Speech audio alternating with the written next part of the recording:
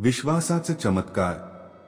पांडुरंग नावाचा एक गरीब शेतकरी एका खेडेगावात राहत होता।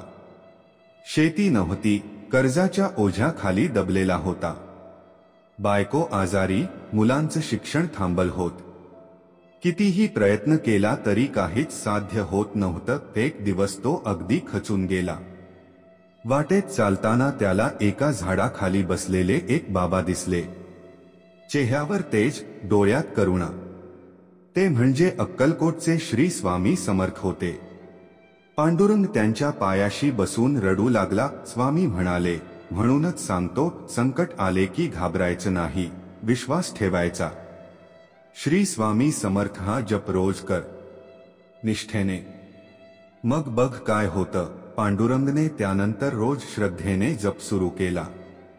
काही दिवसात त्याच्या बायकोची तब्येत सुधारू लागली, शेतात उगम चांगला यायला लागला, मुलांनी पुन्हा शाळेत जायला सुरुवात केली। त्याला कळून चुकलं, स्वामी काही जादूगार नाही, पण विश्वासाचं दुसरं नाव आहे।